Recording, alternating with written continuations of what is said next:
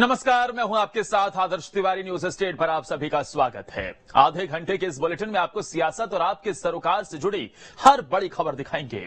बात मध्य प्रदेश की करेंगे, जहां पर जातियों को साधने की कोशिश हो रही है। पूर्व सीएम कमलनाथ ने जातिगत जनगणना का दांव चल दिया है। तो वहीं बात होगी एमपी में बीजेपी के माइक्रो मैनेजमेंट प्लान की। इसके साथ बात करेंगे छत्तीसगढ़ में अमित शाह के चुनावी प्लान की। यहां बीजेपी में जान फूंकने के लिए शाह की क्या रणनीति है, तो चलिए करते हैं खबर तो यह है कि शुरुआत।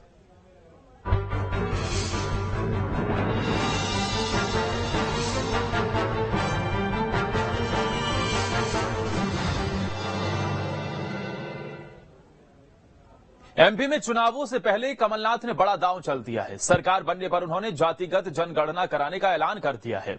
माना जा रहा है कि कांग्रेस का फोकस ओबीसी वोटरों पर है। आखिर इस दांव का कितना प्रभाव होगा, देखिए।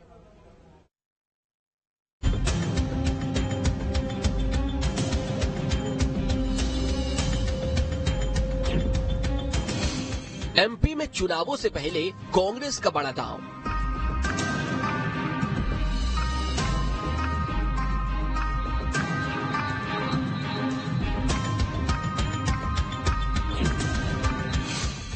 जातिगत जनगणना के मुद्दे का पड़ेगा प्रभाव।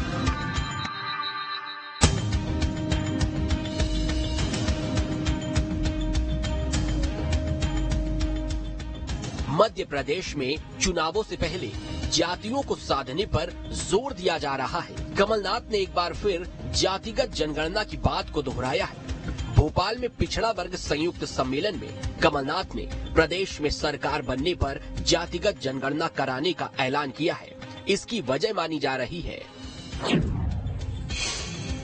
कर्नाटक की तरह कांग्रेस का ओबीसी पर फोकस है। एमपी में दलित आदिवासी वोट बैंक मजबूत रहा है। अड़चन हमेशा ओबीसी वोटर पर है, क्योंकि ओबीसी वर्ग बीजेपी के साथ खड़ा रहता है। प्रदेश की बागडोर संभाल चुके नेता ओबीसी वर्ग से आते हैं। उमा भारती, बाबूलाल गौर और सीएम शिवराज भी ओबीसी वर्ग से आते हैं। एमपी की 146 अनारक्षित सीटों पर 60 ओबीसी विधायक हैं। 60 में से 38 बीजेपी, 21 कांग्रेस और 1 निर्दलीय विधायक हैं। यही वजह है कि कमलनाथ ओबीसी वोट बैंक में सेंधमारी की कोशिश में जुटे हुए हैं और ओबीसी वर्ग को साधने की जुगत में लगे हुए हैं। माना जा रहा है कि प्रदेश की आधी से ज्यादा आबादी ओबीसी वर्ग की है। एमपी में 55% आबादी ओबीसी वर्ग की है। 13 जिलों में सबसे ज्यादा ओबीसी आबादी है। ओबीसी की 93 जातियां और 275 उपजातियां हैं। 125 सीटों पर सीधा प्रभाव डालते हैं ओबीसी वोटर। 61 सीटों पर हार जीत तय करते हैं ओबीसी।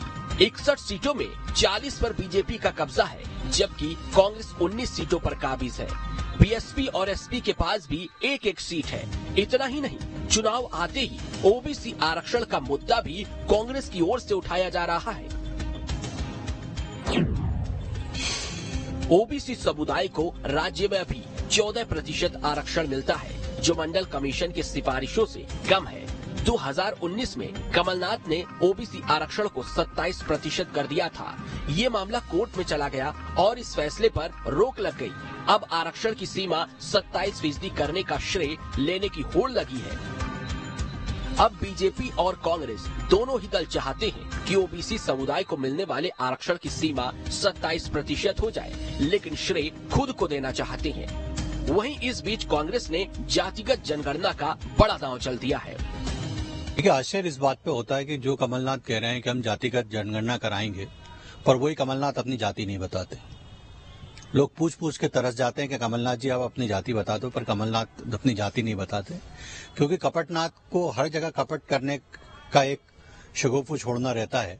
इस जाति की जनगणना के आधार पर भी वो कपट करना चाहते हैं कि खुद की जाति नहीं बता रहे हैं। 2018 में जब कांग्रेस की सरकार आई थी, जब क्यों नहीं कराई थी जातिगत जनगणना? मुझे लगता है कि आज सिर्फ झूठ बोलना, क्योंकि जो लूट की दुकान बंद है उसे दोबारा शुरू करने का प्रयास कमलनाथ कर रहे हैं। देखिए, ये अधिनियम 1947 में बना हुआ था। ये प्रारूप पूरा तैयार है और आपको याद होगा जब यूपीए गवर्नमेंट थी तब 2011 में कांग्रेस पार्टी ने इसका पूरा प्रोफार्मा तैयार किया था। पर क्या कारण है कि आज तक 9 साल होने को जा रही है लगभग, और भारतीय जनता पार्टी इससे कहीं ना कहीं मुंह छुपा रही है।